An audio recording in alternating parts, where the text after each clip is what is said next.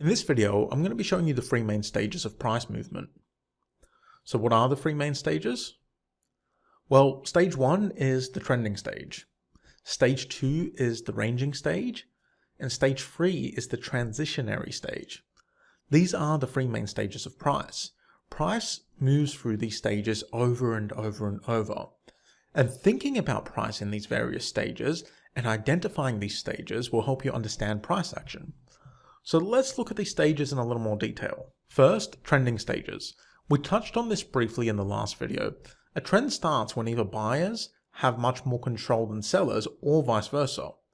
When you look at the candles in a trend, they are mostly large and heading in the same direction, and they have small wicks in the opposite direction. So in a bearish trend, the candles are mostly heading down with small upper wicks. In a bullish trend, the candles are mostly heading up with small bearish wicks. Trends are pretty easy to identify. What about ranges though? Well, a ranging stage occurs when neither buyers or sellers can break out of a certain area.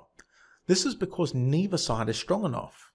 When buyers go too far up, they lose strength and sellers gain control. When sellers go too far down, they lose strength and buyers gain control. Generally speaking, trading in small ranges is quite tough. There's just not enough movement to either side to be able to enter a profitable trade. Trading in large ranges though can be pretty profitable, but we'll look at that more later when we look at reversals. Small ranges are characterized by several small candles, usually a lot of small indecision candles, because that's what a range really is. A range is indecision. When price is undecided, it starts to range. So you do see a lot of indecision candles within ranges. Ranges can also be small resting periods of indecision in a trend.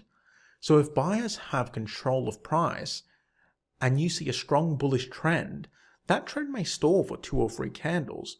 This type of ranging is a resting period. And finally, we have a transitionary stage. A transitionary stage is much rarer than trends and ranges. A transition occurs at the end of a trend's life. When a trend dies, you get a transition of power. Let's say you have a bullish trend. When the bullish trend runs out of steam, you get a transitionary period before sellers gain control and start the bearish trend. Transitions appear as indecision candles, usually 1 or 2, sometimes a few more than that. The thing about transitionary periods though is that they can be confused for ranges and vice versa. Before trading transitions, you need criteria in place to differentiate between a transition of power and a ranging stage. We will look more at that later though, because that's my specialty. That's what reversal trading is. You're looking for those transitionary stages. So we'll go over that when we look at my strategy in detail.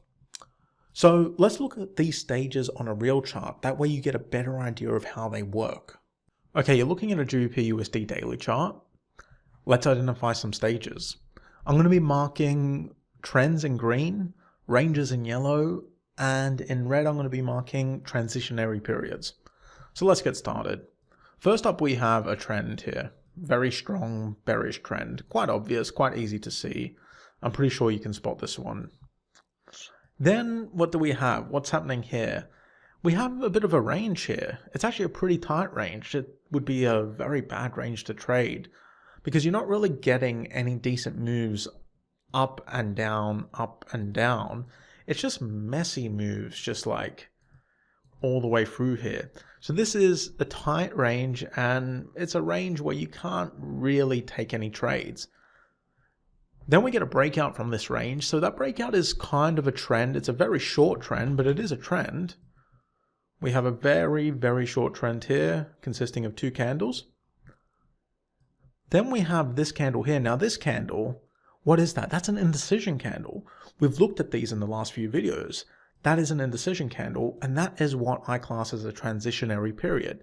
It's a very brief transitionary period, not a very good one because the preceding trend, so the trend that came before that transitionary period, is not really that great, but it is a trend that came before it, and you're getting that transition of power. We went from sellers controlling price to indecision to buyers obviously controlling price. So after that, we got another trend. This one was a bullish trend.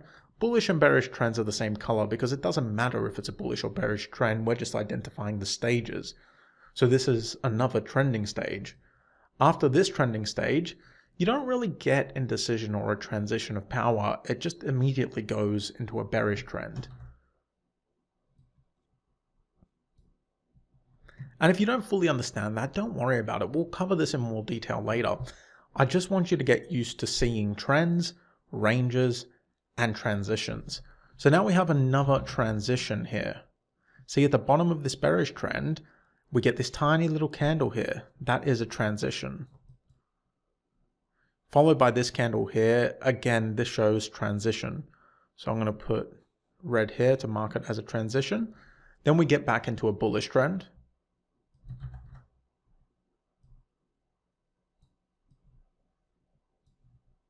Then we have another transition up here. After the transition, we get a bearish trend.